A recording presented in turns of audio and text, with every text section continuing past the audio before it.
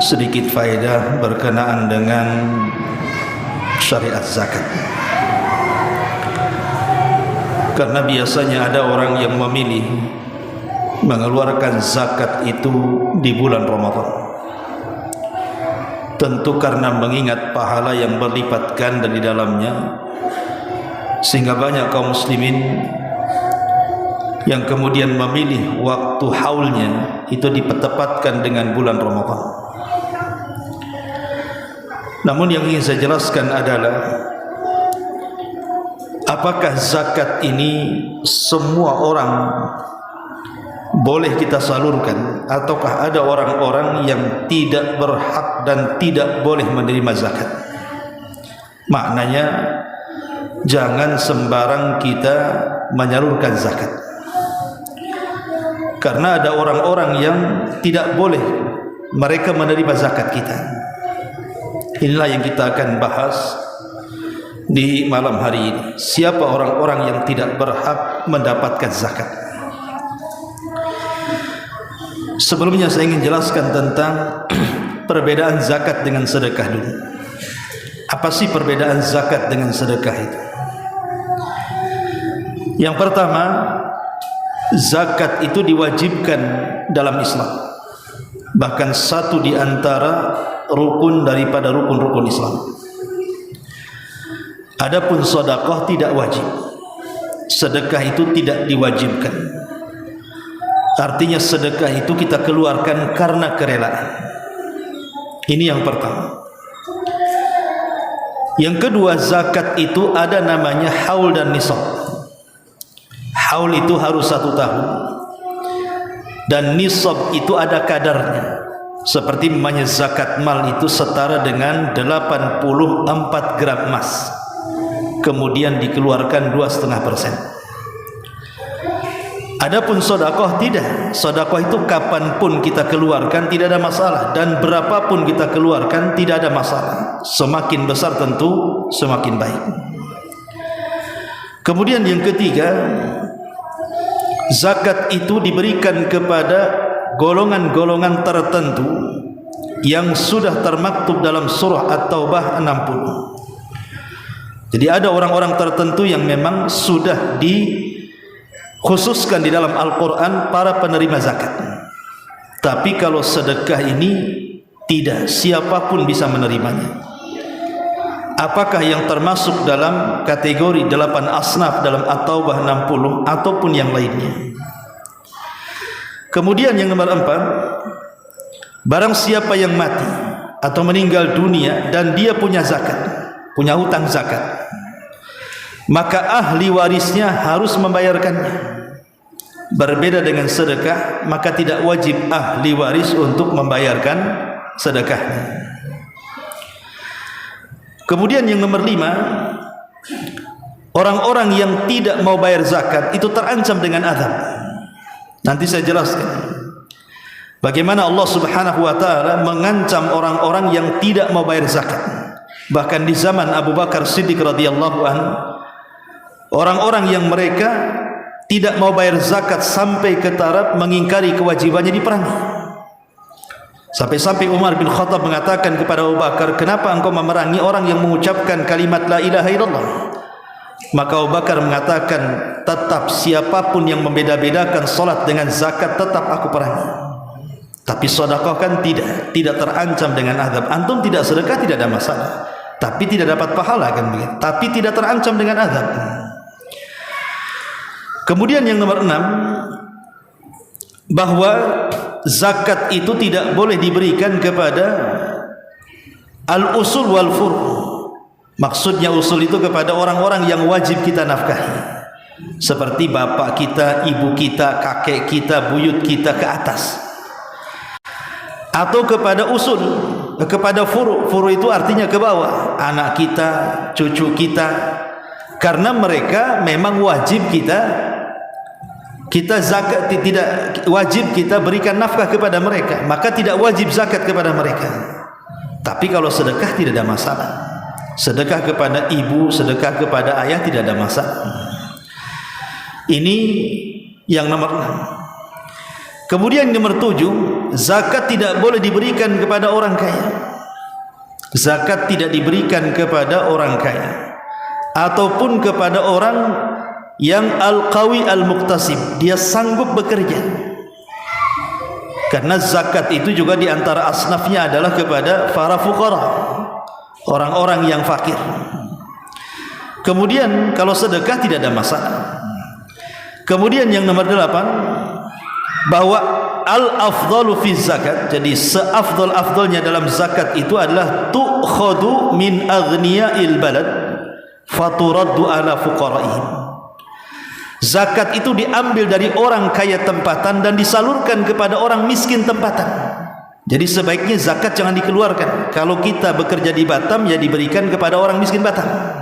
Tapi kalau sedekah tidak ada masalah. Antum kirim ke kampung tidak ada masalah. Itu afdal.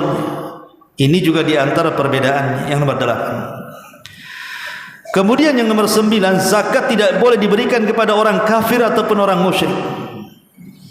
Zakat tidak boleh, kecuali mungkin mereka mu'allaf qulubuhum, untuk dilembutkan hatinya.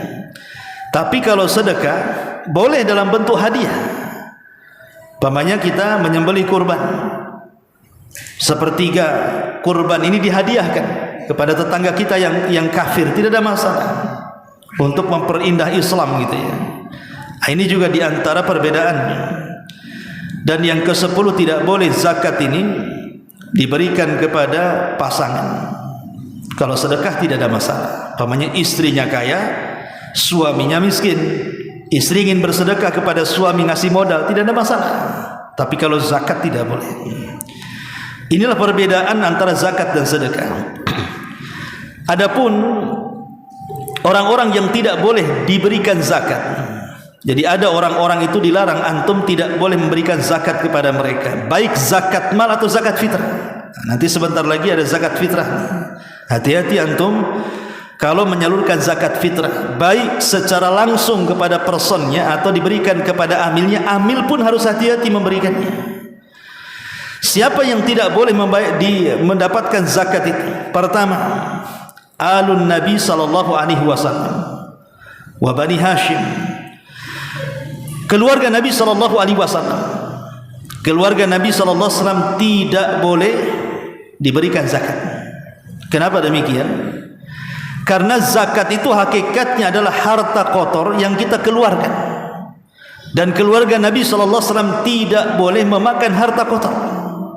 Makanya Nabi sallallahu alaihi wasallam mengatakan, inna hadhihi sadaqat innama hiya awsahun nas wa innaha la tahillu li Muhammadin wala li ali Muhammadin.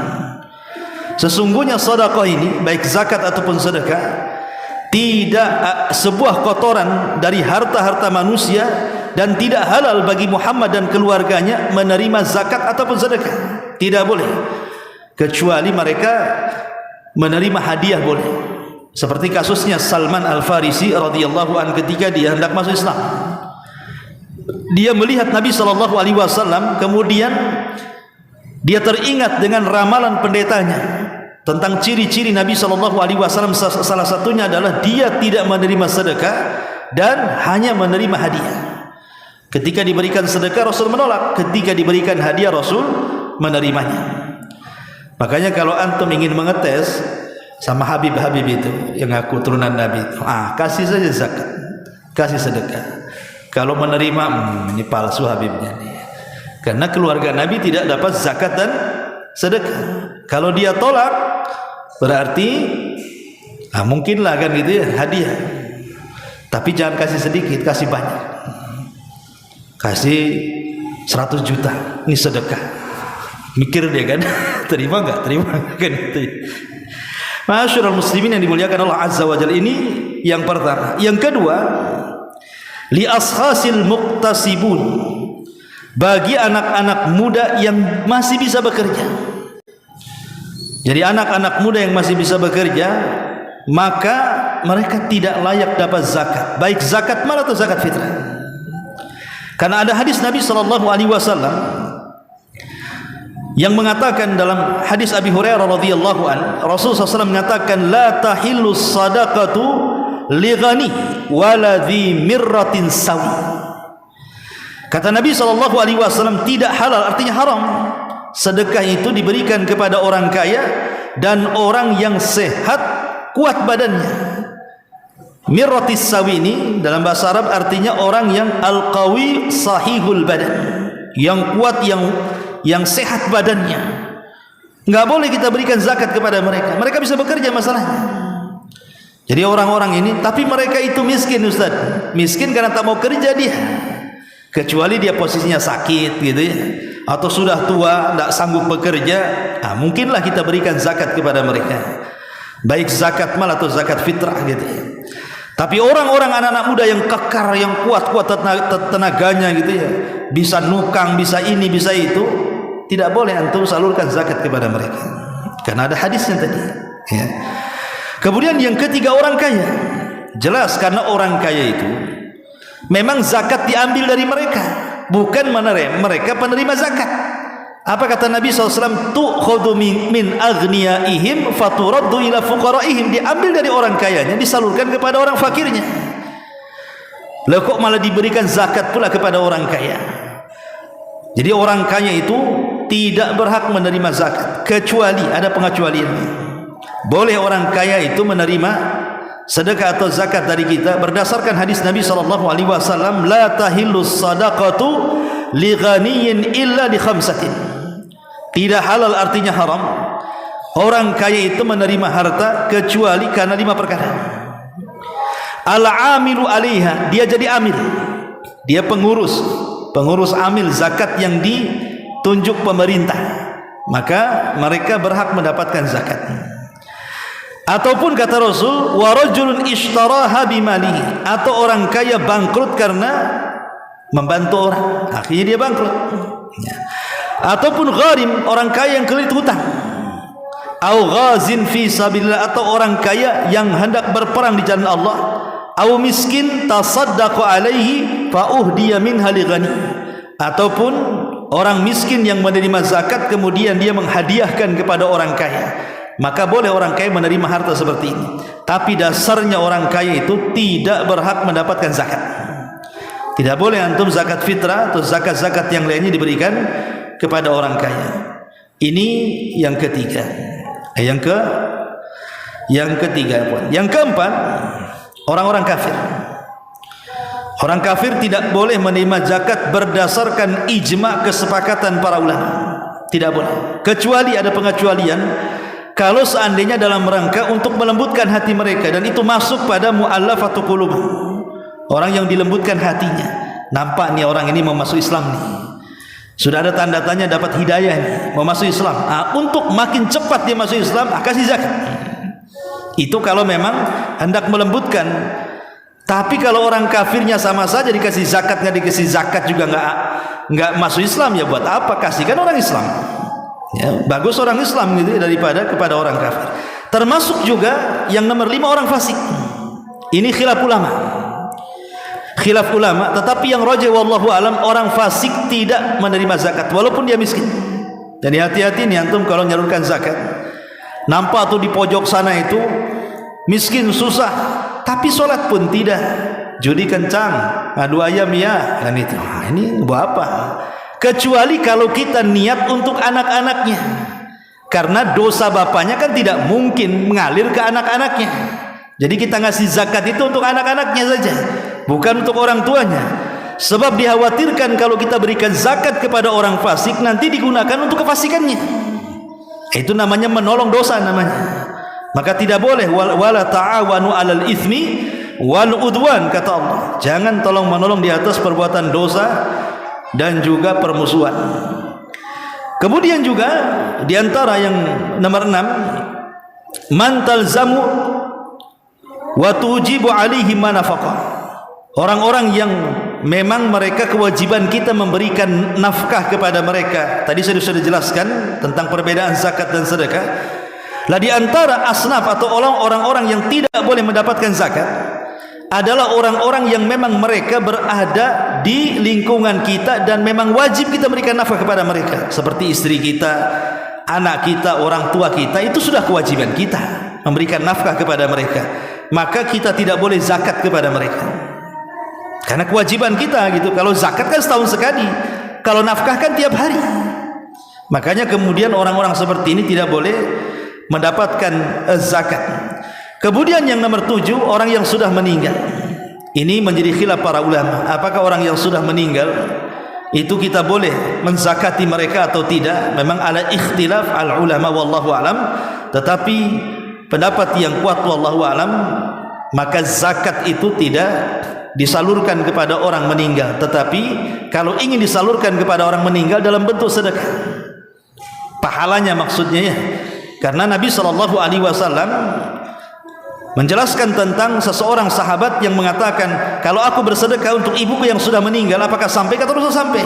Dan inilah amalan yang sepakat. Jadi pahala yang mengalir kepada orang mati yang disepakati cuma 2, selebihnya diperselisihkan para ulama. Pertama doa, yang kedua sedekah. Kalau antum berdoa dipastikan sampai, kalau antum sedekah dipastikan sampai, tapi yang lainnya diperselisihkan para ulama, seperti baca Quran untuk orang meninggal, umroh untuk orang meninggal, haji untuk orang meninggal, dan begitu seterusnya, atau puasa. Ini diperselisihkan para ulama, tapi yang disepakati cuma 2, doa dan sedekah. Tapi zakat diperselisihkan para ulama. Ini juga diantara orang-orang yang tidak boleh menerima zakat. Berarti di sini ada 7 kelompok orang-orang yang tidak menerima zakat. Tapi sebagai akhir, nasihat terakhir adalah dalam hadis Nabi SAW. Nabi SAW mengatakan, likulli ummatin fitnah wa fitnatu hadil ummah al. Setiap umat ini kan punya fitnah, dan fitnahnya umatku adalah harta. Zakat sedekah itu bagian daripada fitnah harta. Bagaimana tidak dikatakan fitnah harta? Coba bayangkan antum berangkat pagi mencari harta, keringat bercucuran, kepala di atas, ya memang kepala di atas, mungkin bahasanya kaki di atas kepala di bawah, saking rajinnya antum bekerja.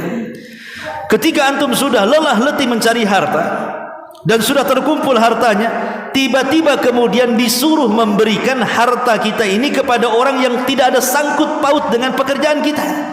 Dia tidak membantu kita, tidak ngasih modal dengan kita, kadang tidak kenal pun.